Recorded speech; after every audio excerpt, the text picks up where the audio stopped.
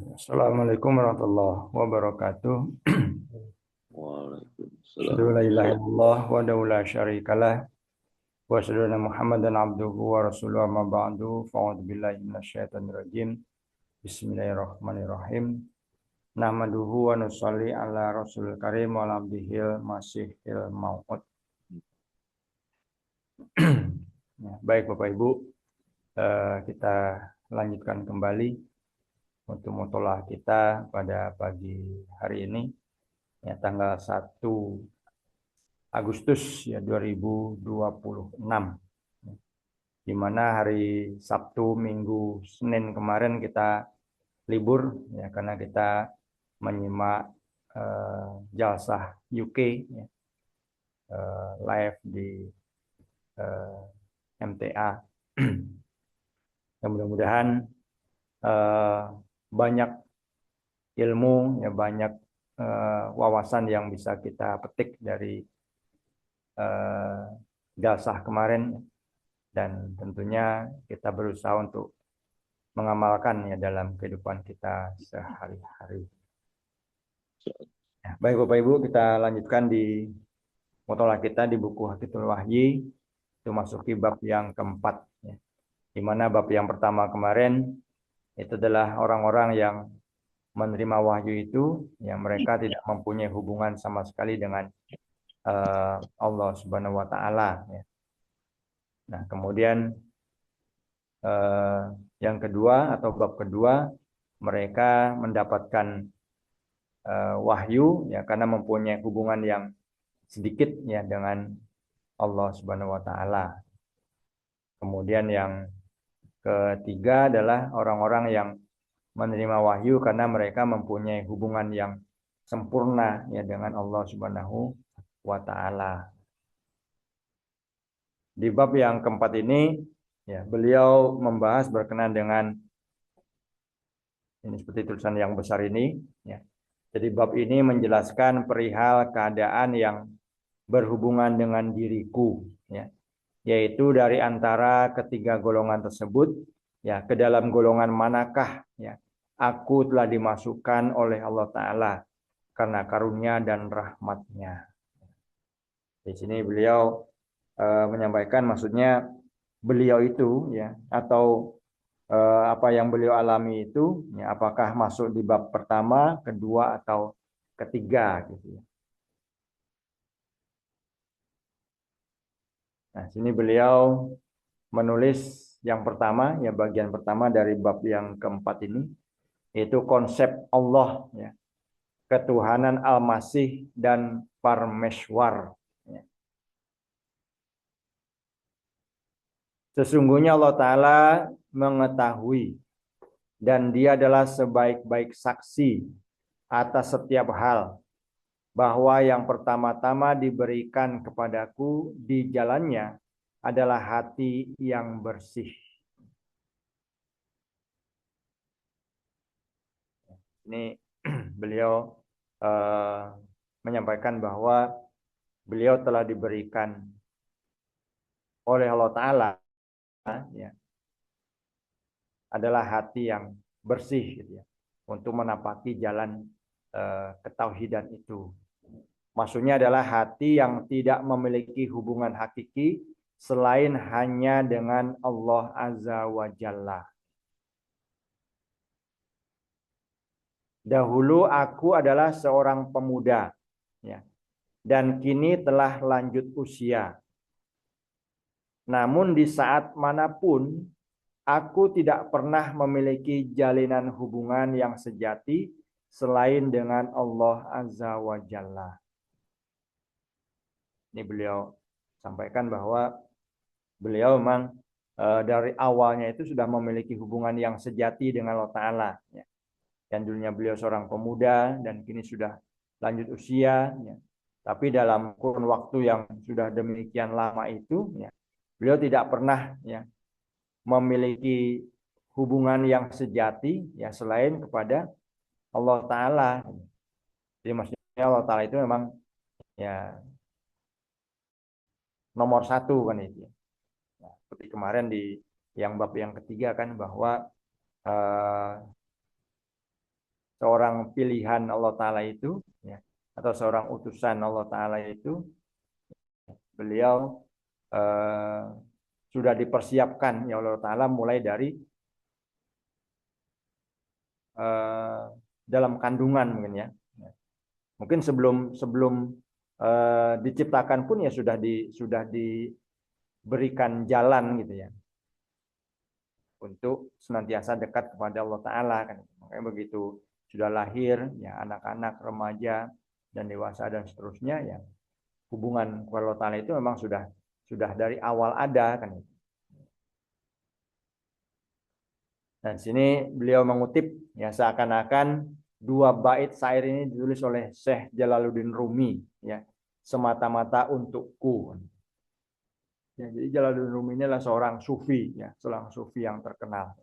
Jadi beliau mengutip syairnya di sini dalam bahasa Farsi ya, yang artinya aku menangis pada setiap majelis ya.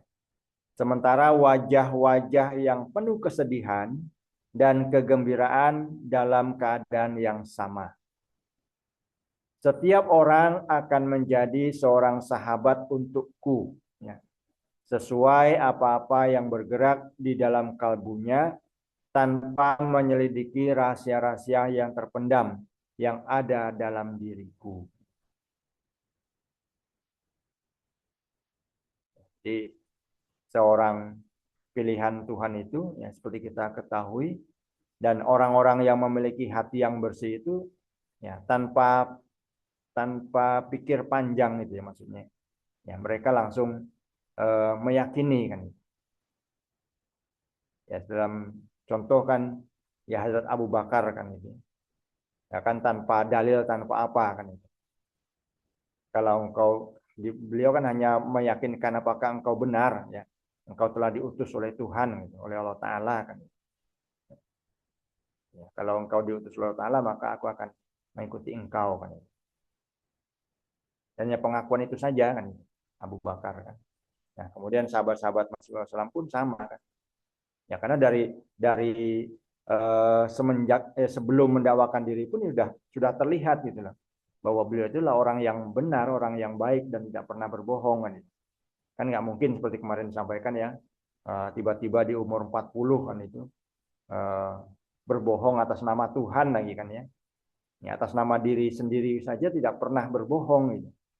Apalagi dengan mengatasnamakan Tuhan dan seterusnya. Lanjut, Allah Ta'ala tidak pernah ya membiarkanku dalam kekurangan dalam segi apapun dan senantiasa menganugerahkan kepadaku setiap nikmat dan kesenangan sampai sedemikian rupa sehingga hati dan lidahku tak kuasa untuk mengungkapkan rasa syukur. Meskipun demikian, Dia telah menjadikan fitratku sedemikian rupa hingga aku selalu bersikap dingin terhadap benda-benda yang fana. Seperti tadi disampaikan ya. Jadi mulai dari awal penciptaan seorang utusan itu ya sudah Allah Ta'ala sudah membimbingnya gitu sedemikian rupa kan. Sehingga di sini beliau menyampaikan ya tidak kuasa untuk mengungkapkan rasa syukurnya gitu. Ya, karena semuanya itu sudah seolah-olah sudah diberikan kepada beliau gitu. Ya, seolah dunia itu sudah diberikan kepada beliau. Ya, sehingga tidak bisa diungkapkan dengan kata-kata lah gitu kalau bahasa kita ya. Rasa syukurnya itu kan sudah saking banyaknya yang beliau terima kan.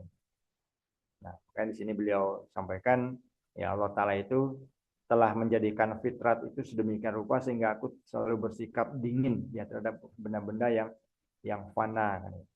Jadi tidak ya karena sudah dimiliki semua gitu. Jadi sudah tidak punya harapan lagi dengan dunianya gitu. Nah, pada masa-masa ketika aku baru saja menapaki kehidupan di dunia ini dan di permulaan masa balighku, ya, aku telah dipenuhi oleh bara kecintaan yang pastinya berasal dari Allah Subhanahu wa taala. Ini dari permulaan balik ya, dari permulaan dewasa ya, dari anak-anak ke dewasa gitu kan. Sudah bara kecintaan itu ya sudah sedemikian rupa ya, kepada Allah Taala. Dan makanya kan beliau ya disuruh bekerja oleh ayahnya kan, hanya sebagai penghormatan saja ya kepada ayahnya, padahal beliau tidak mau sama sekali kan itu. Beliau hanya sibuk untuk berzikir kepada Allah Taala kan. Jadi dengan urusan dunia memang tidak tertarik ya sama sekali kan.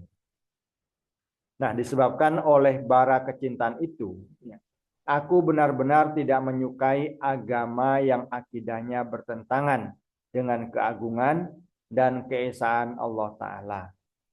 Dan agama yang telah melazimkan suatu penghinaan apapun itu.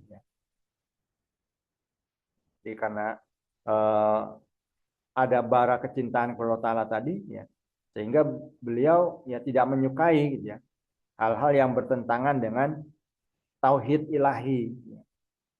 Apalagi yang ada yang agama yang melazimkan penghinaan. Nah, inilah sebabnya mengapa aku tidak menyukai ajaran Kristen. Ya, karena dalam setiap seginya mengandung penghinaan terhadap Tuhan.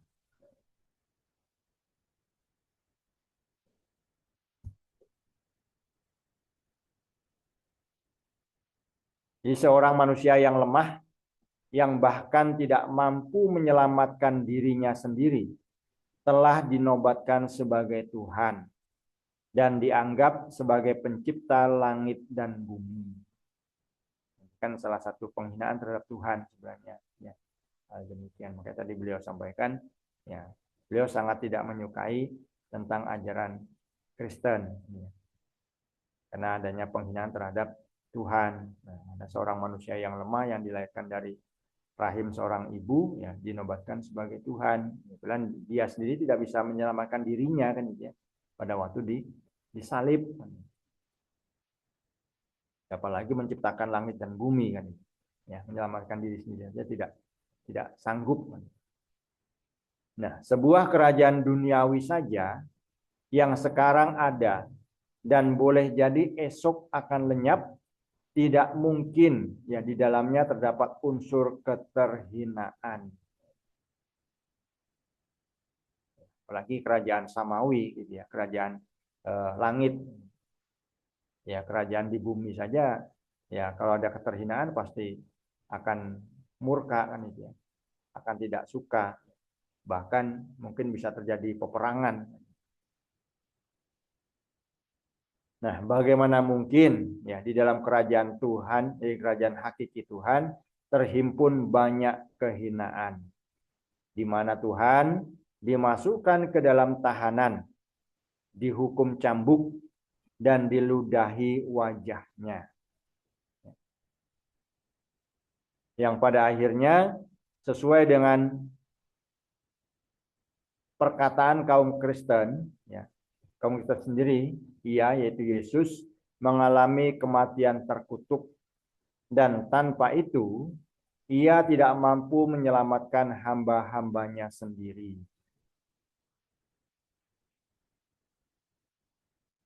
Ya, kan menurut bahwa orang yang mati di tiang salib itu kan orang yang terkutuk. Gitu. Nah, tadi seperti tadi sampaikan, ya, menyelamatkan diri sendiri saja tidak mampu. Gitu. Ya, apalagi akan menyelamatkan hamba-hambanya, gitu, pengikut-pengikutnya. Ini footnote nomor 1 kita lihat.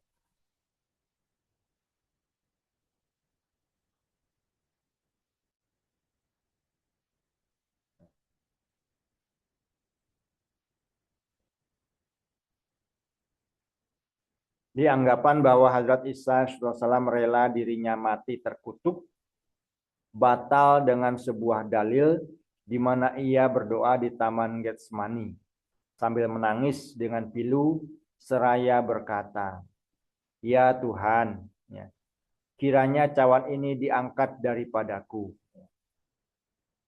Juga pada saat diangkat ke kayu salib, ia berteriak Eli Eli lama sabaktani, yang artinya Tuhanku, Tuhanku, mengapakah engkau meninggalkan aku? Jika memang ia rela ya dengan kematian di atas salib, maka mengapakah ia memanjatkan doa tersebut? Ada anggapan bahwa kematian Hazrat Isa alaihissalam di atas salib merupakan rahmat dari Allah terhadap makhluk, serta Allah pun melakukan perbuatan ini dengan ridho, ya, supaya dunia mendapatkan keselamatan dengan darah Al-Masih. Anggapan ini batal dengan dalil bahwasanya jika memang rahmat Allah turun pada hari itu, maka mengapa pada hari itu terjadi gempa dahsyat sampai-sampai mampu memecahkan tembok haikal atau kuil, dan mengapa angin topan menerjang, mengapa matahari menjadi gelap. Dari semua ini diketahui dengan jelas bahwa Allah Ta'ala sangat murka ya, terhadap peristiwa penyaliban Al-Masih itu, yang sebagai akibatnya Tuhan terus-menerus memburu kaum Yahudi selama 40 tahun, dan bermacam-macam azab pun menimpa mereka. Yang pertama, mereka binasa oleh penyakit pes, dan yang lain tewas di tangan Titus Raja Roma. Ya, ini penjelasan beliau ya tentang tadi itu, ya, tidak bisa menyelamatkan hambanya sendiri. Nah, ini kan sangat jelas di sini disampaikan ya. Ya, kalau memang Yesus itu Tuhan, ya, apa sampai terjadi hal-hal yang di luar kemampuannya gitu ya. Pada waktu penyaliban kan terjadi gempa ya, sampai-sampai kuil hancur, kemudian ada angin topan, dan matahari juga menjadi gelap ya, ada badai kan. Ini kan salah satu bentuk kemurkaan Allah Ta'ala ya kepada orang-orang saat itu yang apa namanya memusuhi atau ingin membunuh utusannya gitu. Makanya sini, sehingga dari semua itu diketahui, kata Mas Muhammad di sini, bahwa Allah Ta'ala itu sangat murka ya atas penyaliban Al-Masih itu ya. Sehingga Tuhan itu terus memburu kaum Yahudi selama 40 tahun ya, dengan bermacam-macam azab yang menimpa mereka gitu. Nah, tapi mereka tidak menyadari akan hal itu gitu. Ya, dianggapnya itu hal yang biasa saja gitu. Lanjut, dapatkah Tuhan seperti itu menjadi tempat bergantung? Apakah Tuhan pun mati seperti halnya manusia yang fana?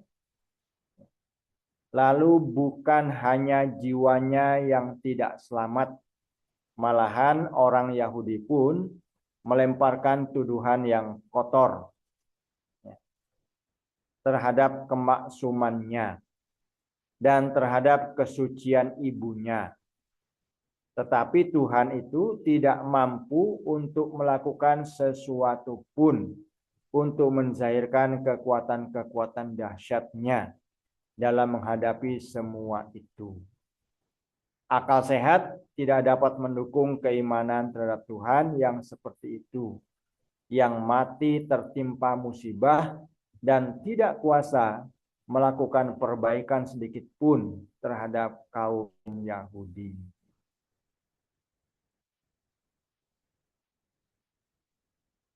Jadi dengan keterangan-keterangan tadi kan ya bisa disimpulkan sendiri ya oleh kita sebenarnya ya, dengan akal sehat sendiri bahwa kan tidak mungkin ya Tuhan itu seperti itu kan ya. Hanya mengalami kezaliman kan itu. Jadi kan ya mengalami kezaliman ya karena di disalib kan itu dan seterusnya gitu. Ini yang mati tertimpa musibah dan tidak kuasa melakukan perbuatan sedikit pun terhadap kaum Yahudi. Nah, adapun anggapan bahwa ia telah membiarkan dirinya disalib dengan rela hati agar dosa-dosa umatnya diampuni adalah pendapat yang bodoh dan tidak ada yang lebih bodoh dari itu. Jadi kalau sekiranya gitu kan seperti tadi itu doanya Eli Eli lama sabaktani kan. Jadi kalau memang Isa itu rela ya dirinya itu disalib ya karena supaya dosa-dosa umatnya itu diampuni kan nggak mungkin ya berdoa seperti itu kan ini. Ya kenapa Tuhan meninggalkan aku kan ini? Kan di sini beliau sampaikan ya adalah pendapat yang bodoh atau tidak benar gitu ya. Yang mengatakan bahwa dia rela disalibnya demi untuk menebus dosa umatnya. Ya, ia melewati semalaman penuh dengan berdoa sambil menangis-nangis di sebuah taman agar hidupnya diselamatkan dan ternyata tidak dikabulkan. Jadi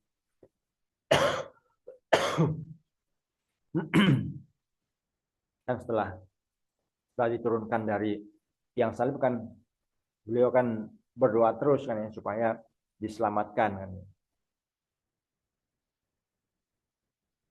Nah, lalu ketakutan sedemikian rupa menguasai dirinya. Ya, sehingga sewaktu dinaikkan ke tiang salib ia berseru, Eli Eli lama sabaktani.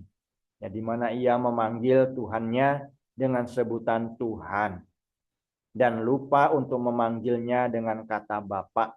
Ya, karena ketidakberdayaan yang amat sangat itu. Jadi beliau kenapa memakai Tuhan gitu ya dalam dalam dalam doanya itu ya Eli Eli. Jadi Eli ini adalah Tuhan gitu. Tuhan Tuhanku Tuhanku kan. Mengapa engkau meninggalkan aku? Kenapa tidak memanggilnya dengan kata Bapak gitu ya. Ya, karena sangat menderita sekali mungkin ya sehingga tercetuslah kata-kata Tuhan ya dari mulut Yesus. Nah, apakah dengan semua itu ya ada orang yang dapat meyakini bahwa ia telah menyerahkan hidupnya dengan kerelaan hati? Adakah yang dapat memahami bahwa dari situ bahwa di satu sisi Yesus ditetapkan sebagai Tuhan. Lalu Tuhan itu pula yang berdoa sambil menangis-nangis di hadapan Tuhan lainnya.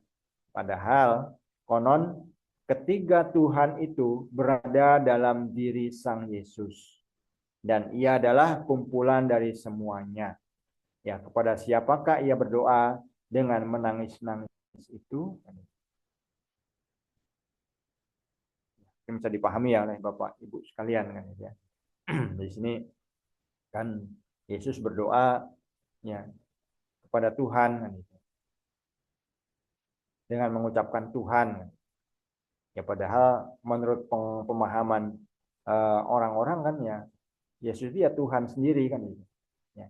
Yang tiga itu ya beliau sendiri kan itu. Ya kenapa beliau harus berdoa lagi kan itu. Sampai menangis-nangis kan. Padahal ya ketiga-tiganya Tuhan itu ya ada dalam dirinya gitu kan. Dari kumpulan semuanya. Ya sehingga kepada siapakah sebenarnya beliau itu berdoa ya sambil menangis-nangis itu. Nah, dari sini ya dapat diketahui bahwa menurut orang-orang Nasrani ada Tuhan lain yang lebih hebat selain dari ketiga Tuhan itu.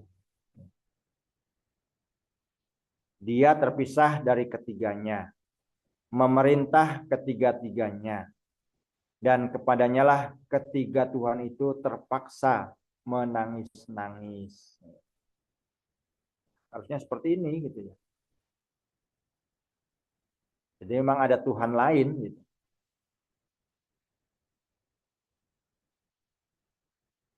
Dasarnya Yesus itu ya dari ketiganya itu ya berdoa kepada Tuhan yang yang lebih hebat lagi gitu. Ya, ya kalau dibahasakan kita mungkin uh, bosnya Tuhan kan itu ya. Ya doa, doa Tuhan berdoa kepada Tuhan. Ya sebenarnya kan uh, ya kalau di Islam mungkin ya Sufi tadi ya, ya. Jalaluddin Rumi, Jalaluddin tadi itu mengatakan ya, bahwa kita ya memang harus mengakui kan itu bahwa Tuhan itu maha segalanya kan. Yang kita ini ya tidak ada apa-apanya dalam dalam kehidupan di hadapan Tuhan kan. Kayak ya harus di apa namanya dipahami dengan sepaham-pahamnya gitu ya. Dengan tadi itu yang disampaikan oleh Mas Salam ya bisa dipahami oleh kita kan itu ya. Dengan akal sehat kita kan. Ya bukan berarti mereka yang mempercayai itu tidak ya nauzubillah tidak sehat akalnya kan itu. Nah, tadi kan beliau sampaikan juga ya adalah hal yang bodoh kan itu kan. Maksudnya hal yang tidak benar gitu ya mengatakan itu kan itu. Ya, karena sebagai manusia biasa yang banyak kelemahan kan yang beliau sendiri mengakui ya bahwa beliau adalah manusia yang dilahirkan dari seorang ibu ya, dari rahim seorang ibu dan dibesarkan juga sama dengan anak-anak yang lainnya kan itu. Cuman mungkin kan ya karena penjagaan Tuhan tadi ya yang sudah dipersiapkan sedemikian rupa ya untuk mengemban amanahnya ya. Sehingga dalam setiap seginya ya kecintaan itu memang sudah ada kan itu. Ya, mungkin sudah sempurna lah dari kecilnya kan itu. Kecintaan kepada Tuhan tersebut. Ya, baik Bapak Ibu, mungkin cukup sampai di sini yang bisa kita mutolak pada pagi hari ini. Ya, insya Allah besok kita lanjutkan kembali. Ya, mudah-mudahan Allah Ta'ala senantiasa memberikan ya pemahaman kepada kita ya tentang hal ini. Karena ini kalau kita ya sebagai uh, anggota jemaat mungkin sedikit banyaknya sudah paham ya tentang hal ini. Nah, tentunya mudah-mudahan dengan kita mutolah dengan keterbatasan yang bisa saya sampaikan, mudah-mudahan lebih bisa memahamkan ya pengetahuan kita semuanya tentang apa yang menjadi tujuan ya Allah Ta'ala mengutus Hadrat Masih Maud Wasallam ya di akhir zaman ini. Ya, baik Bapak Ibu, ya kita berdoa bersama sebelum nanti dilanjutkan dengan tanya jawab. Ya, mudah-mudahan Allah Ta'ala senantiasa memberikan kesehatan yang sempurna kepada kita sekalian, ya baik itu jasmani dan rohani, dan kita doakan ya untuk saudara-saudara kita yang sedang sakit dalam kesulitan, ya, mudah-mudahan Allah Ta'ala berikan kesehatan yang sempurna dan diberikan jalan keluar ya dari kesulitan-kesulitannya, dan semoga kita semuanya ada dalam lindungan Allah Subhanahu wa Ta'ala. Amin.